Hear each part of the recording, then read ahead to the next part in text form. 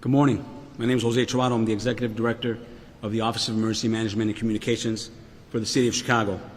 For more than a year, the City of Chicago has held hundreds of meetings with 10 citywide committees and 23 United States Secret Service committees to plan for the Democratic National Convention in Chicago. OMC is coordinating public safety efforts for the DNC around the United Center, McCormick Place, and throughout the 237 square miles that make up the city. Our number one priority is public safety. Throughout the past year, OMC has been coordinating security and safety planning with the Secret Service, the Chicago Police Department, Chicago Fire Department, city agencies, as well as other partners and convention organizers to ensure the safety of all residents, visitors, and convention attendees. We have plans in place to handle the additional crowds and increased traffic citywide. The largest impacts will be felt around the United Center and McCormick Place due to street closures, parking restrictions, and added security measures. Businesses and homes will be accessible within those perimeters. Before heading out, please remember to plan ahead, allow extra travel time, consider alternate routes, and use public transportation when possible. OMC, alongside with other city departments and federal agencies, have been canvassing the impacted areas to engage with residents and businesses to answer questions since April of this year. This includes areas around the United Center, McCormick Place, the Central Business District, the West Loop, and including the South Loop. OMC's website, chicago.gov/OMC, contains important information related to public safety, street closures, traffic reroutes, parking restrictions, emergency notifications, and much more. Throughout the convention, OMC will be pushing out important notifications. In addition to Notify Chicago and ShyBiz alerts, we have developed a dedicated text alert for the convention, DNC 2024.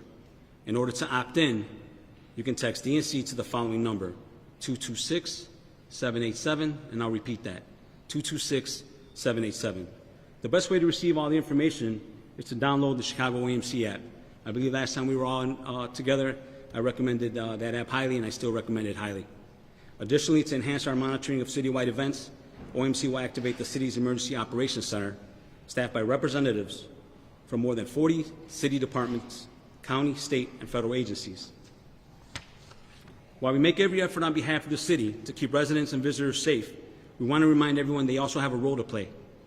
We encourage the public to please report any suspicious activity by calling 911. Simply said, if you see something, say something. We look forward to ensuring a safe convention for all. Thank you. Now, please welcome John Roberson, Chief Operating Officer, Office of the Mayor. Sir. Thank you, Jose. Again, my name is John Roberson. I'm the Chief Operating Officer for the City of Chicago and the point person for leading the city's preparations for the DNC. Let me be absolutely clear. The City of Chicago is ready to host the 2024 Democratic National Convention. As many of you know, the city has a long history in hosting conventions and large events like this, and this will be the 26th time that the City of Chicago has had the honor of hosting a national party convention. Our preparations for the DNC is reverberating throughout all our neighborhoods, and we look forward to showcasing the absolute best of our city. We are thankful to our partners and are proud through this whole of government approach led by our mayor, Mayor Brandon Johnson, and demonstrated here because of the tremendous partnerships and collaboration and coordination between the U.S. Secret Service, the Chicago Police Department, our Office of Emergency Management, as well as the DNC Host Committee and the DNCC. We are here to show off our city. We are here in this moment to show that Chicago can shine. We are here to demonstrate that in this moment that we can host the most democratic of activities, the nomination of someone to the highest office of our land, and to provide space and room for the full expression of our First and Fourth Amendment rights. We have every confidence that our visitors, our delegates, and the 2.7 people that call Chicago home will be able to enjoy this convention in a safe and vibrant manner. We want everyone to return, and we want everyone to have an amazing time and experience our city, even if they don't get to view everything during this time. We want them to come back because Chicago is the greatest city in the world. And at this time, I'm going to turn it over to our police superintendent, Superintendent Snelling.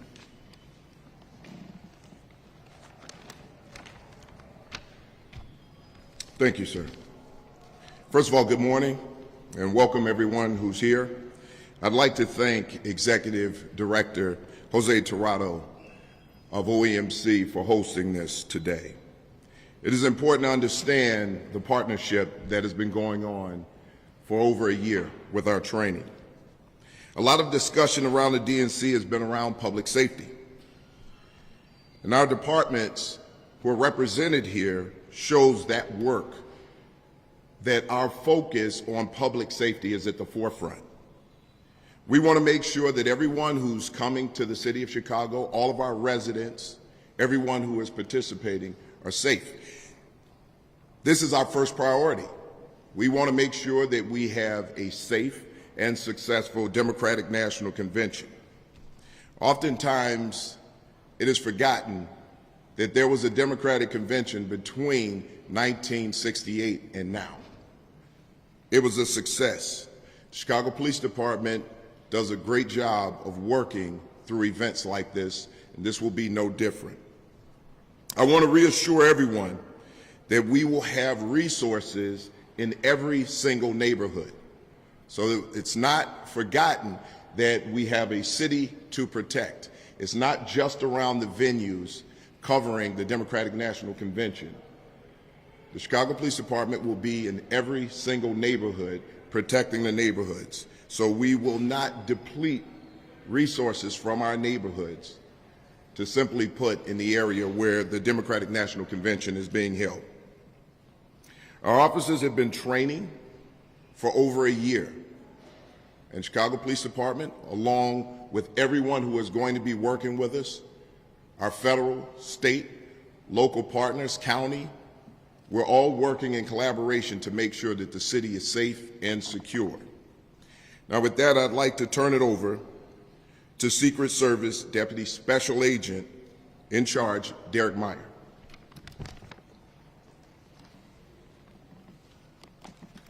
Thank you, Superintendent Snelling. Thank you, Executive Director Tirado. And thank you, Chief Operating Officer Robertson, and all of the other key leaders who are here today. I'm Derek Meyer, the Deputy Special Agent in charge of the United States Secret Service's Chicago Field Office. Less than a week from now, the nation's attention will focus on the great city of Chicago as it hosts the 2024 Democratic National Convention. Planning for this convention has been going on for well over a year. That planning, which required the help of our federal, state, and local partners, has included thousands of hours of analyzing, training, and working with the public to develop a comprehensive safety plan that was released last month. The convention has been designated a national special security event. That delegation allows for a whole-of-government approach. It means that the federal government has its full complement of resources and works with its state and local partners to ensure a safe and secure environment for residents, delegates, and the entire city of Chicago as the DNC opens on Monday. I want to stress there is no better partner the Secret Service could have than the city of Chicago and its world-class police department. Superintendent Snelling is a tremendous partner, and CPD is the best in the world. I'm proud to tell you we are ready. While the DNC is obviously a huge event, Chicago has a proven track record when it comes to putting on huge events. Just this summer, Chicago has brilliantly hosted NASCAR, Lollapalooza, and the Air and Water Show this past weekend. The Secret Service also has a proven track record in coordinating security for national special security events. The DNC marks the 79th NSSE. So far this year, the Secret Service was in charge of the State of the Union, NATO, and the Republican National Convention in Milwaukee that took place last month. The Chicago Field Office also coordinated security for the RNC in Milwaukee. These events were all conducted in a secure environment, and we're expecting similar results in Chicago. The Chicago Police Department is among 17 public safety entities, including the Secret Service, that belong to the Executive Steering Committee. That committee oversaw development of the DNC security plan and included input from experts on topics including national intelligence, airspace security, traffic control, and more. Our preparation and planning kept in mind planned and spontaneous demonstrations. The Secret Service and our federal, state, and local partners respect every American's First Amendment right. Superintendent Snelling and the Chicago Police Department are well equipped to handle protests and keep everyone safe. During the DNC, we know that there will be some impacts on the community, especially when it comes to traffic and parking. But the Secret Service and its partners have done our best to minimize those disruptions by working with community members throughout layers of public outreach for over the last year. I'm confident that our plan will provide a safe and secure environment during the DNC. Again, I want to thank the City of Chicago, the Chicago Police Department, and our many other partners who are here today for all the work that's already been done, and especially the work that's going to come in the next week and a half. Thank you.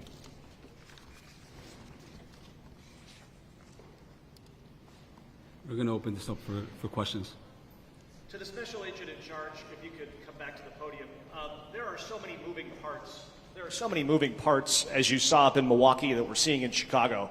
Of all of them, which one gives you the most pause? What's the singular question you'd like to have an answer to today that we can't know until next week? Nothing gives me a pause. I think just like we were in Milwaukee, we'll be very successful in Chicago. We have the greatest partners you could ask for, just like in Milwaukee. So I reiterate, nothing gives me a pause on this convention that's going to take place next week. There's no category over any other that is of concern? You know, obviously, we want to make sure that the residents of Chicago and people who come to Chicago have a very enjoyable experience. I think, you know, there will be traffic delays. But that's Chicago. We always have traffic delays in the city. But I reiterate, we want people to come out and enjoy this world-class city.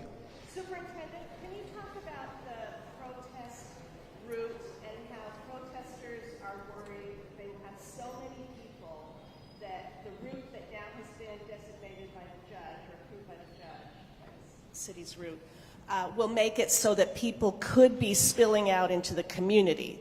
The protesters are worried that there will be a quagmire, that they have so many protesters that it'll push them out into the community. They wanted a bigger space. The judge said no, so now they have that designated area. We're prepared for that.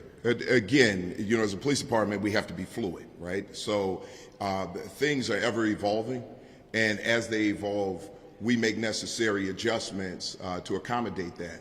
That's not something that I'm really worried about right now.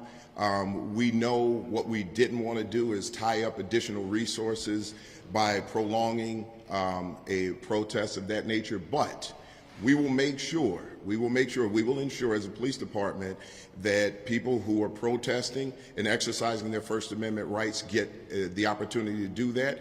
We will protect them, and we will protect the neighborhoods. Will you do a similar agreement with the protesters the way they did in Milwaukee, kind of a handshake agreement that you won't be arresting people as long as everything is? Well, here's what I'll tell you. We talk to organizers all the time, and we don't need an agreement that we're not going to arrest people if people are not committing crimes. If everybody is doing exactly what's expected of them and they're exercising their First Amendment rights, this isn't an arrest situation.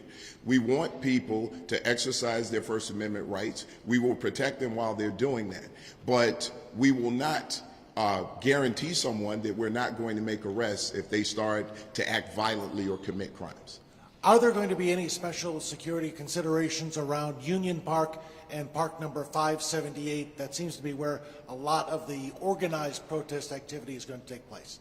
There is always a focus on locations where we know we have a large number of people who can gather.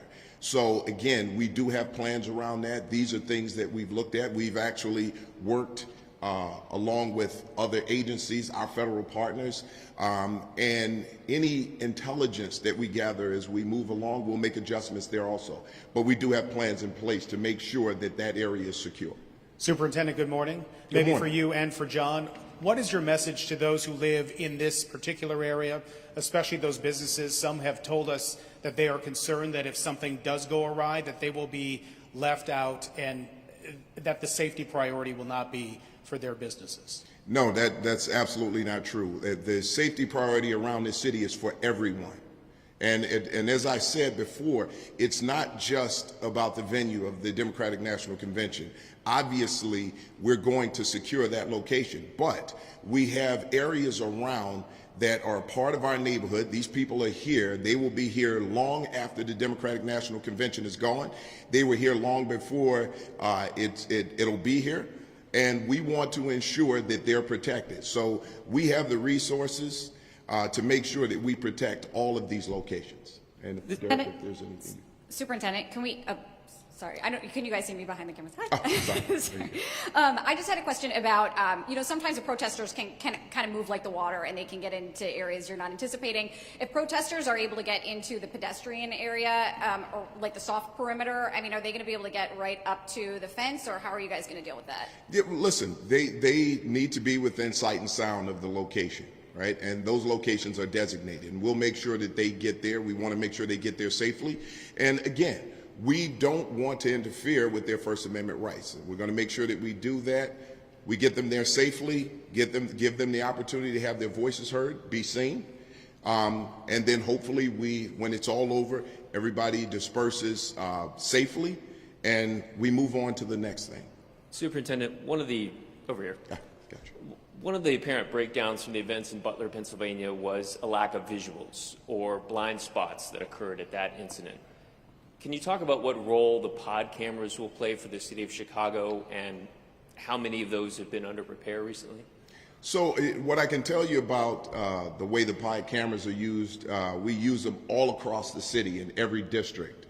So our ATC rooms, our area technology teams, along with our SDSC rooms in the district, we can look at every location, almost every location within the district, where we know there's a possibility that something can come up. But what I can tell you is PSA is working on camera repairs and installations if necessary. So these installations have been going on for quite some time, and they continue to do that. Are there areas of under repair still, or areas of your concern? Well, that's across the city. In the locations that you're specifically talking about, we have security measures around those locations to ensure that we don't have a major incident like that occur. Superintendent, if I can follow up on that and just clarify, because you mentioned PSA, and I know it's kind of their bailiwick and not yours, but have you asked for, or has there been some coordination to put additional cameras up around the United Center to monitor areas where protesters may be going, or around the perimeter to help give you, eyes and ears, if you will, on locations that maybe you didn't have them before? Well, like I said, I'm not going to go into every little detail about what's going on around that location. We have eyes and ears on everything that we possibly can in that location. And we're working with our federal partners to ensure that we don't have a major incident occur in that area. If I could follow up, just a question for the Secret Service representative, Mr. Meyer. What do you say to concerns that people might have about the security lapses that happened in Pennsylvania that allowed former President Trump to be shot? If people have questions about, is the Secret Service really ready and have everything covered, were there lessons that were learned from that put you guys on a greater sense of making sure we have everything covered? We talk about that all the time. If you're not learning and trying to be innovative and creative in law enforcement, you're not doing your job. So obviously all of us in law enforcement are trying to get better every day. But as far as comparing Butler to a national special security event, you can't compare it. This is a whole of government approach. We've been planning for this convention for well over a year, so we can't compare the two. I wonder if you could talk a little bit about what you're doing in terms of keeping ear to the ground, monitoring social media, developing intelligence on anybody that might be coming to Chicago for the wrong reason. Well, we work closely with our federal partners, JTTF, and also the Bureau of Counterterrorism. Any intel that we get, we make adjustments. Any information that we think the public needs to know, or something that we need to warn the public about, we will absolutely put that out there. Right now, we're doing the same thing. Anything that we see, we create plans around it for preventive measures, for one. All right. A lot of times we'll hear threats or we'll see things. We look at the credibility of it, but obviously we take them all seriously. So when we see something that we think could be volatile, we get out in front of it and we make sure that we put preventive measures in place. Superintendent, there's been talk of an influx of funds. That's it. Okay. Thank you. Thank you.